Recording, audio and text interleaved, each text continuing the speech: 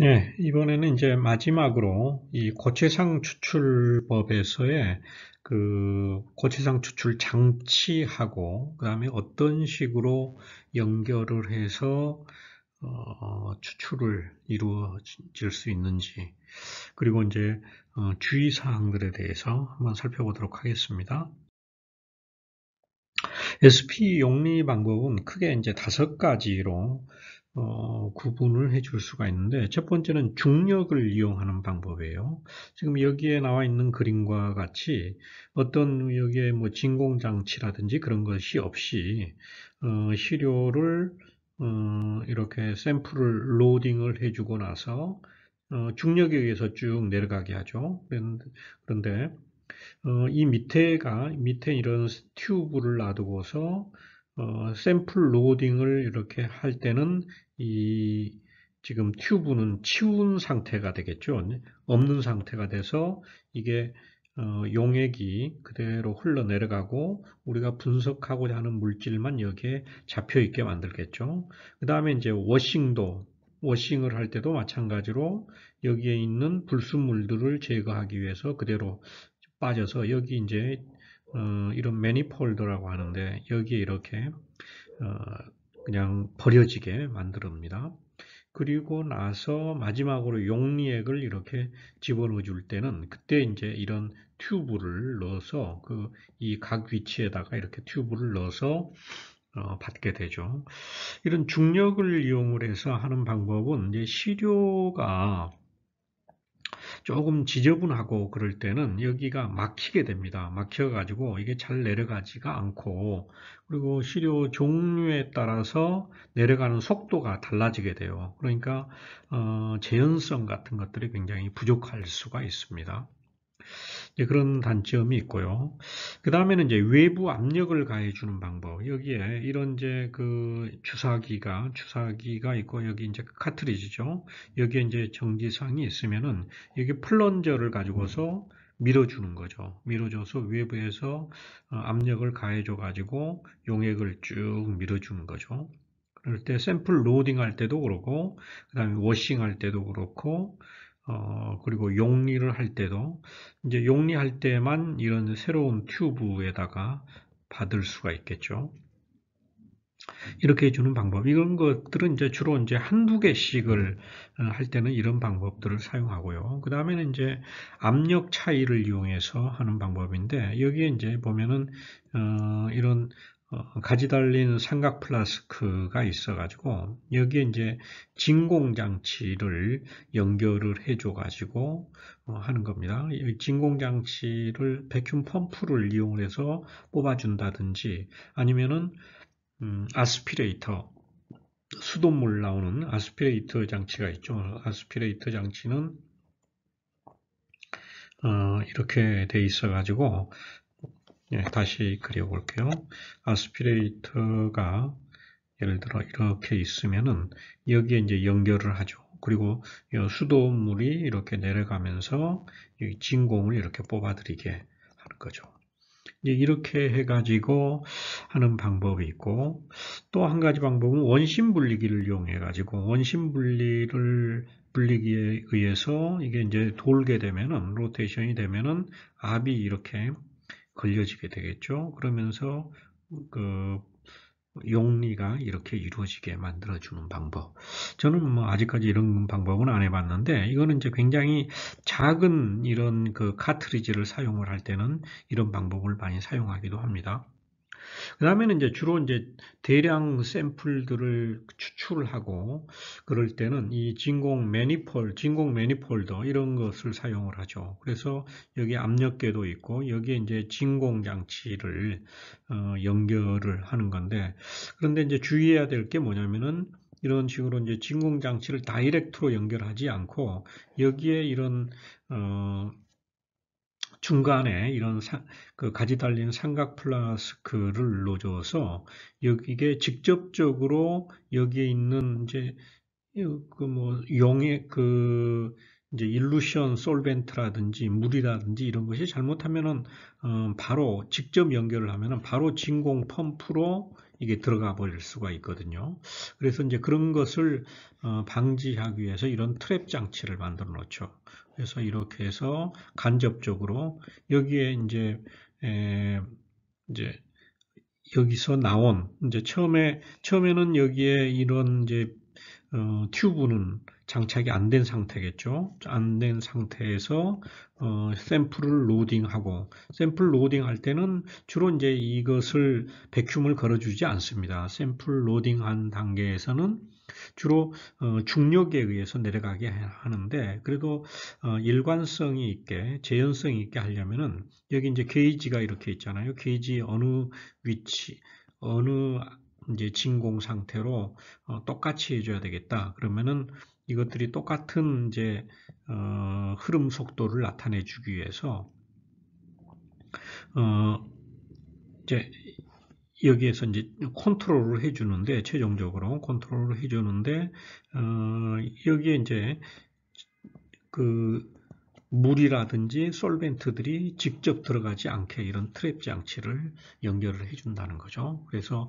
일부 물이라든지 용매들이 이렇게 트랩이 되고 그 다음에 진공으로 이렇게 뽑혀져서 여기가 이제 백큐մ 상태가 되는 겁니다.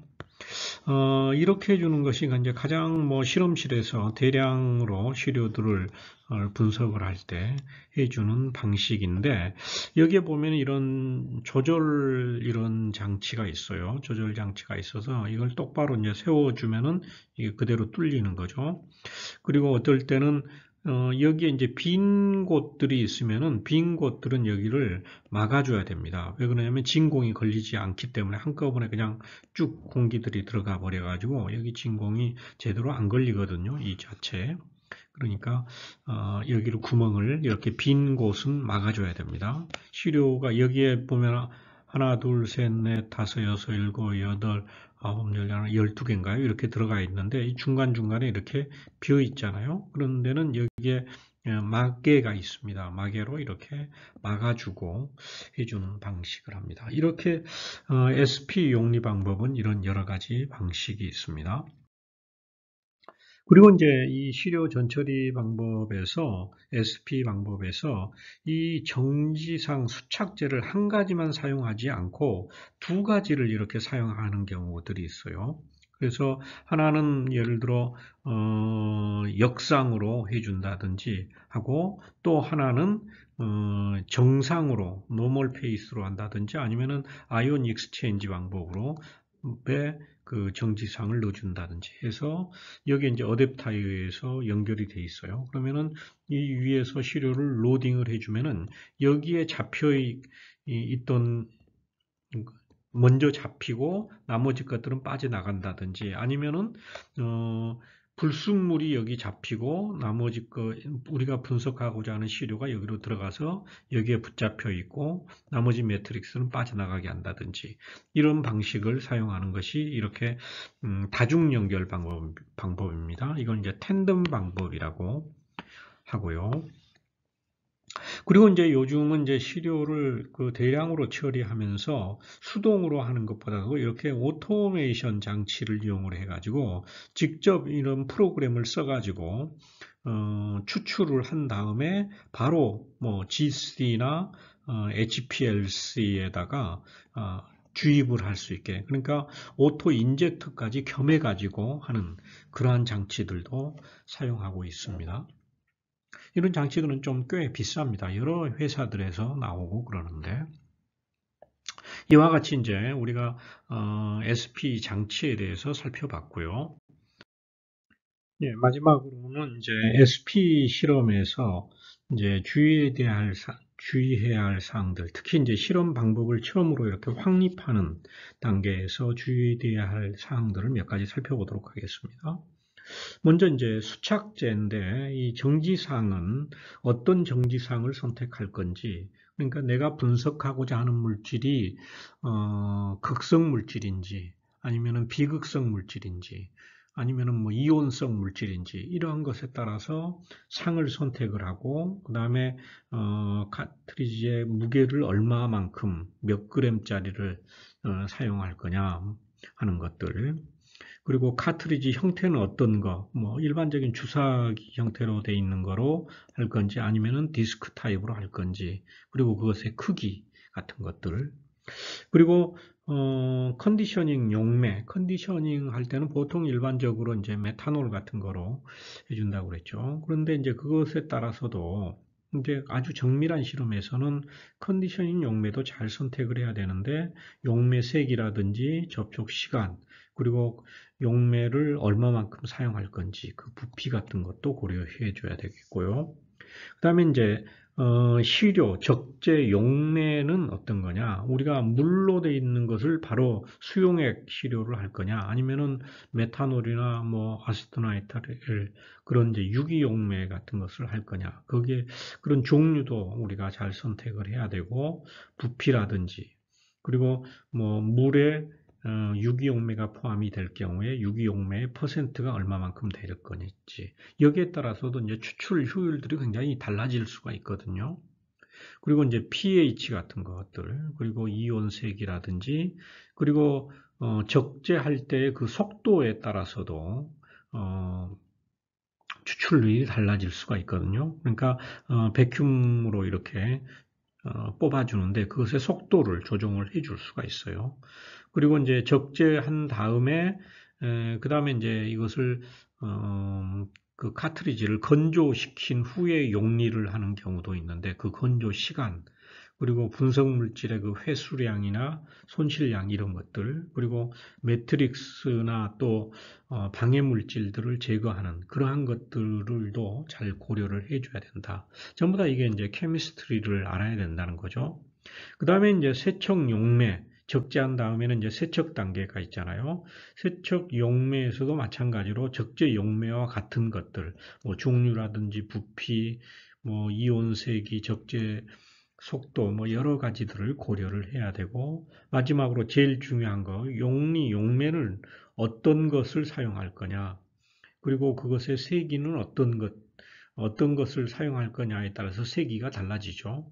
그리고 부피는 얼마를 가지고서 용리를 할 거냐, 그리고 용리 속도, 이게 굉장히 재현성이나 그러니까 정밀도, 정확도에 굉장히 중요합니다. 용리 속도, pH, 그 다음에 이온 세기, 그 다음에 분석 물질의 회수량과 손실량, 그리고 매트릭스하고 방해 물질들이 어떤 것들이 있느냐, 거기에 따라서도 이 용리, 용매들이 달라질 수 있으니까 이런 이제 여러 가지들을 고려를 해야 됩니다. SP 방법이 LLE 방법보다도 뭐 간단하다고는 했지만은 그래도 고려돼야 할 사항들이 굉장히 많죠. 뭐 실험에서 우리가 쉬운 게 있겠습니까? 어떤 이제 그 조건을 선택하느냐에 따라서 이 실험의 정밀성이라든지 정확도가 달라지게 됩니다. 이렇게 해서 우리 이제 고체상 추출법, 즉 SP 추출 방법에 대해서 살펴봤습니다. 수고하셨습니다.